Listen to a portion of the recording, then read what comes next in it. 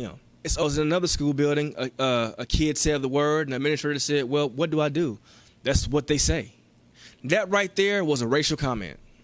That's what they say. First of all, that word is not a word that just they say. Multiple people in different nationalities and races use that word. We should not identify that word with a certain group of people. That's the problem. This person is an administrator, and you're flat out saying that you are not going to discuss or correct a child for using racial language because that's what they say. Man, I'm going to tell you something that I'm going to say. You shouldn't be an administrator. Let's see. Never be afraid to spread the truth. Silence is compliance. It is. I really think we need to rethink suspensions in schools. Those that need us the most, we send home. Yes, school is the safest place for a lot of kids. I definitely agree with that. I think consequences need to be more, what's the word? Oh, man. You would think I would have the word. We need to be more creative when it comes to consequences with children. And also, schools need to stop disciplining children because, see, discipline brings punishment. I'm sorry. We should stop punishing kids. Punishment brings pain. Discipline brings a lesson. So we need to teach children to learn from their mistakes. All right, myth number 3. Woo, this is a good one. I'm sitting up here talking like one of them old Baptist ministers, taking a sip after every, phrase. Myth number 3. Only Ku Klux Klan members and self-proclaimed white supremacists perpetuate racism. Ooh, this is a good one. I say this one again. Only the Ku Klux Klan and self-proclaimed white supremacists perpetuate racism. Ooh. It's easy to envision the bad guys when it comes to talking about racism as men wearing white sheets and pointy hats and burning crosses in your yards, or images of young white men chanting blood and soil in Charlottesville, or individuals wearing swastikas or shaving their heads. See, when we think of racism, we are indoctrinated to think that that's the face of a racist, but it's not. A racist can be that little old lady that sits on her porch and waves at you every morning when you walk to school. That the owner of that favorite deli you like to go to, or the person that's selling you that new pair of shoes at Foot Locker. You know, racists aren't just paramilitary people, okay? Or quote unquote white nationalists. The moment we point away from ourselves, and I'm reading this, the information that I'm reading is from a website, and I'll give you the information from it later. It's an actual Caucasian that actually wrote this in terms of debunking myths. The moment that people realize that there's no such thing as what a racist looks like, that racism can take different shapes and colors and genders, then we become what we say that we're not, based on what this person is saying. And of course, people like to use the Bible to defend their racism. For example, the KKK, when they burn the cross in the front yard, they say we want to illuminate. You know, they try to use biblical scripture to determine whether or not you should exist or why you should be enslaved. A couple of scriptures. God, I thank you, and I'm not like other people. Luke 18:11. The moment that we catch ourselves making that distinction, that we need to remind ourselves to be more like that tax collector in that story, and asking God to be more merciful on me as a sinner. Luke 18:13. We start to realize that we all, sin, and we all make comments. We all do things that are discriminatory towards one another. Now, there is no such thing as someone that is 100% non-discriminatory. We all say things, or we have said things and done things. So when you sit up here and make it seem like that what you say and what you do is not racist because you're not in the KKK, or you're not a white supremacist, or you're not a neo-Nazi, you're just as bad as them, because you can in turn say things too and do things also. You know, when I see a face of racism, I don't see someone wearing a pointy hat. I don't see someone with a swastika on their arm. I see someone wearing a shirt and tie. I see schools. I see businesses. I see organizations, because what they do is behind the scenes. And okay, someone can get in your face and call your name to your face. All right. Yeah, that's right there in front of you. That's explicit. It's the implicit racism that's the problem. It's the implicit racism that is a scary thing, because things are going on right now to racially hold you back. Because that's what racism means. It holds you back based on what you look like. It's going on right now as you speak, and you don't know who it is. You don't know you don't know where it's coming from, but it's gonna happen. That's the face of racism that I see. You know, I see it hiding behind things that we are told to embrace. For example, you send your kid to the school. Yeah, they love you in there. They care for you. Okay, yeah, but think about that, though. Everyone that teaches your child does not love your child. Everyone that teaches your child does not love where your child came from. Everyone that teaches your child does not love who your child can become. And everyone that teaches your child is not, is not afraid that one day your child will be greater than them. So that's what the face of racism looks like to me.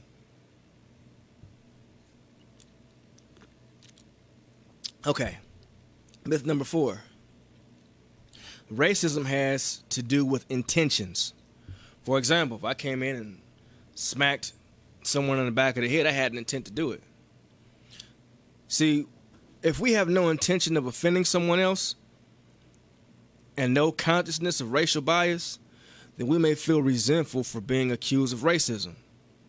If we are generally good people who feed and clothe the homeless and give our money to the poor, it can feel as if we are being unjustly accused of racism when the rest of our behavior shows moral intentions.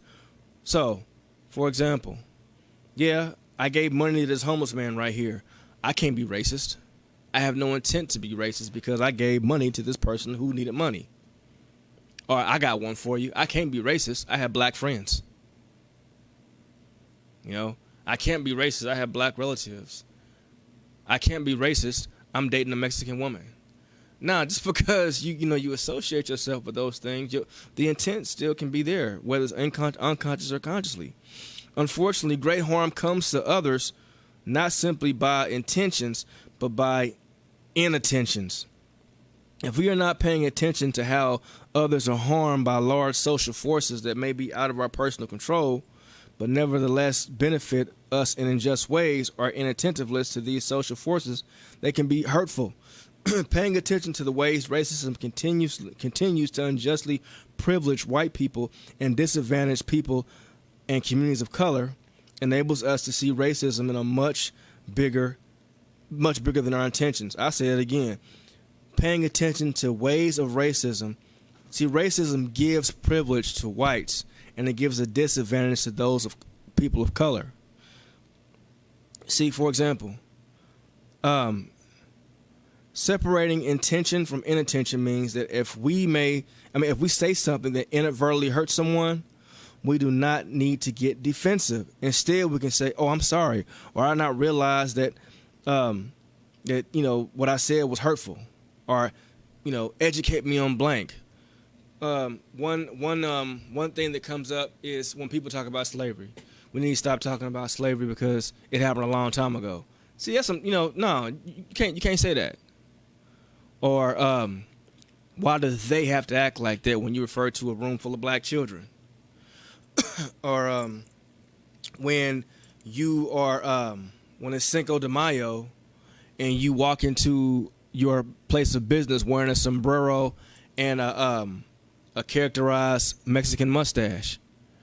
I mean, you don't think that's an issue? I remember I used when I worked at Kaufman Scholars, a young lady walked in wearing an afro wig, and she was strutting. And I would say 95% of that organization told her, you need to stop. What you're doing is offensive. What's offensive about it? I don't see no problem with it. Just because you don't see a problem with it doesn't mean that 95% of your building doesn't see a problem with it. We do things sometimes without thinking, and that was done without thinking. See, we do things because we don't have, well, just like I said, being inattentive. You wasn't thinking. That's like me walking up into I have a friend of mine that's Irish. That's like me going up to him and saying, hey, let's go out to a restaurant, and then I make a very inappropriate comment that's stereotypical towards Irish people. And then I'm like, well, you shouldn't get mad. I was just cracking a joke. See, everything's not funny. See, some things will get your butt whooped. See, we can use the experience as a learning opportunity to see from another's point of view. And that's the point I've been trying to make, is seeing things from someone's point of view. Instead of saying that racism doesn't exist, or there's no privilege, or why are you offended by that? Well, try to see it from someone else's perspective. Like, for example, and I know it's a slippery slope. I'm going to say it, I'm going to get back off of it. With this abortion law that came out, you got a lot of men and a lot of individuals who are making comments without seeing it from someone else's perspective. Now, I'm not going to sit up here and get off in that discussion, but I do feel that you can disagree about a certain topic. However, if you see that topic from someone's perspective, or the opposition's perspective, then okay, it is what it is.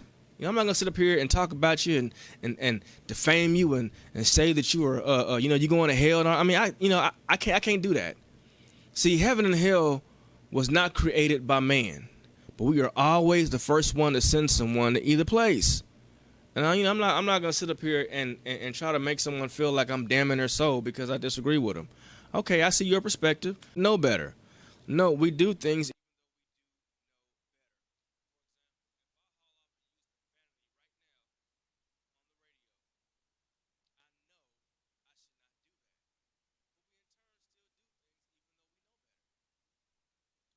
Say racism is only about ignorance denies the ways racism is perpetuated, even by those who denounce white supremacy and seek to work against it.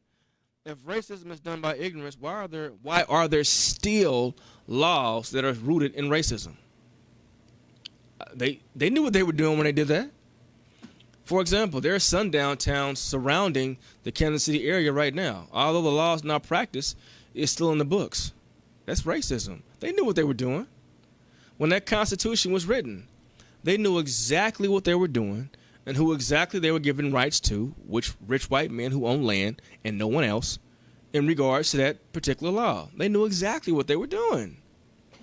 So you cannot say ignorance, because it takes a smart person to be a racist. And I say that because racism is in our laws, it's in our education, it's in our ways of life, it's in religion, it's in every aspect of American culture. And a dummy couldn't do that. Someone who was very knowledgeable, who knew exactly what they were doing, penned and illustrated what racism looks like in this country. It is a system. It is systematic. It also ignores the fact that racism can be justified and defended by persons who have received many years of education.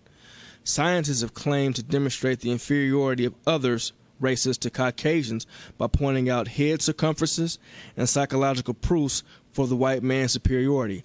If you don't believe me, I suggest you look at what Hitler believed. Hitler tried to prove that whites were superior by science and by a cult. So you can look that up yourself. Also, look at the movie Jane.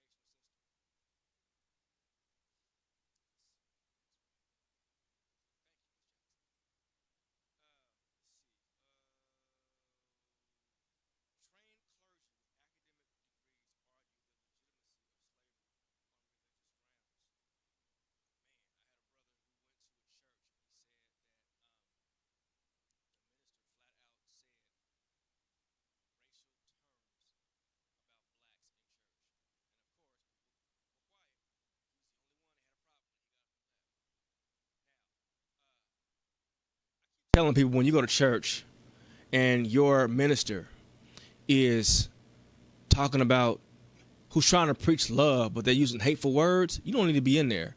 You don't need to follow that doctrine. Also, look for those code words too. I sat in a church and they talk bad about Muslims, and I tell black people, you need to really get your head out of the sand, because when you see people saying things negative about Muslims and you're sitting right there, there are a lot of things that Muslims do that you do because of the same culture in which you're from.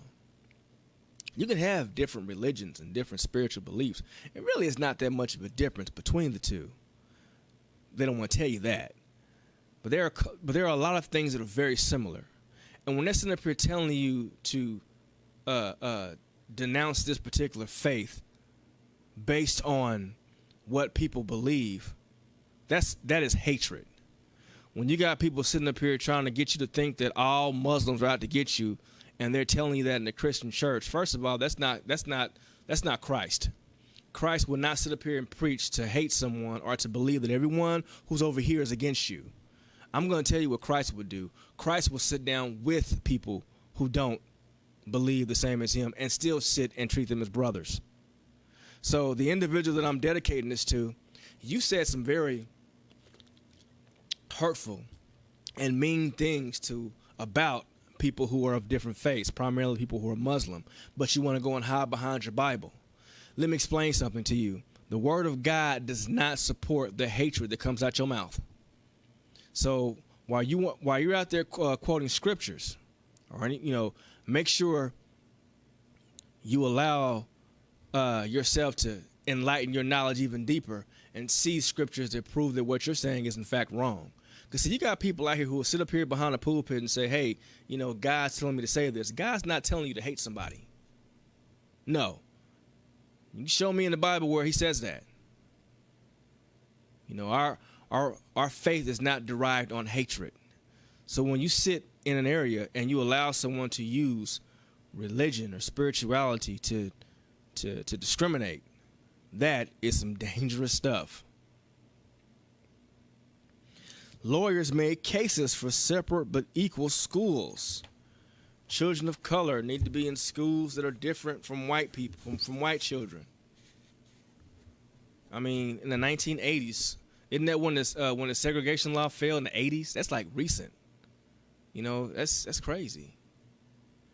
I've worked in school districts that you have more black students than white students, but you have more white teachers than teachers of color. And to see how these children are treated. If anyone sat up there and said that teachers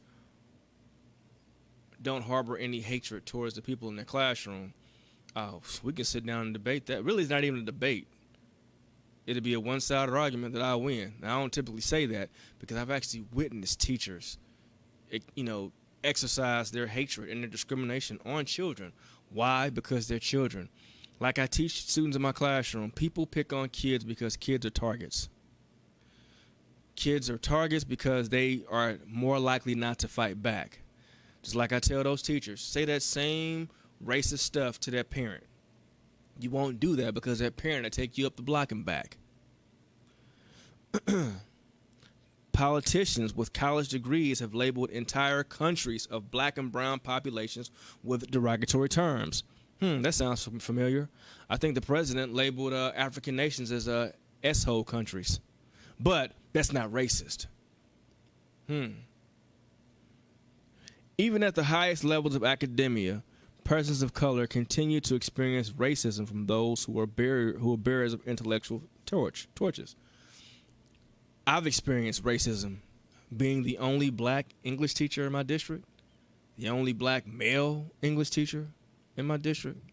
Yeah, I've experienced tons of stuff. Tons of it. Case in point, I'm sitting down trying to develop curriculum. My ideas aren't listened to or taken into consideration. That's that institutionalized implicit racism. Okay, well, I'm down to about 3 more minutes. I'm gonna do the next 5 on another show.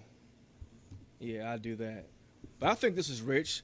Now, One thing people got to realize is when people of color expose racism, it's not saying that every white person is racist. No, it's not. It's saying that racism exists, and we need to discuss this racism. Okay, we need to expose it for what it is. It's evil, it's hatred, and it's discriminatory. Okay? You keeping your mouth shut is just like Mr. Spake said. It's compliance. It means you're going along with it. See, we can't proceed and move forward if we continue to stay complacent and not say anything. Because, see, our complacency is making us stagnant.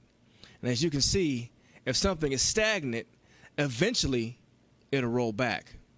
Think about putting a car in park on a hill. It eventually will go backwards based on no momentum to push forward. We need to sit down and talk about this stuff and expose it. I mean, there's been so many things that's happened within this week that people need to sit and have healthy discussions on. The reason why my hurt from the Central Park 5 is out is because when I sat and looked at it, I'm like, dang, all these racial things happen to these young brothers. And it reminded me of the Emmett Till case when the lady who said, yeah, I admitted I lied. She admitted that she lied and got this man killed. No consequences. The young lady who corroborated with the police to make these young men be labeled as something that they're not and to take the fall for a crime they did not commit. No consequences. All of the false situations of people accusing black males, and really other people too, but primarily black males, of rape. Nothing happens. So what are you teaching us in this country? It is privilege. What are you teaching us in this country? That it's okay to lie on someone of color, and you can even admit it, and you get no consequences. If you sit up here and tell me that privilege does not exist, let a female relative of mine lie and say that a white man raped her. And then she comes out and says, you know what? I lied about it. I guarantee you she'd be in jail real quick. I guarantee that. Because we already know that this legal system does not benefit all. It benefits some, but it does not benefit all. And I will not sit up here and say that privilege does not exist, because privilege is exactly that. Privilege gives an advantage to some and a disadvantage to most. That's my time. I'm Tyrone Gathers Jr., and you are in the source of the Inkwell. In the Inkwell, education overflows. And like ink, it stains and it is permanent. Let education be permanent. Educate one another on each other. That's the only way we can move forward and not be stagnant. I'll see you next week. God bless.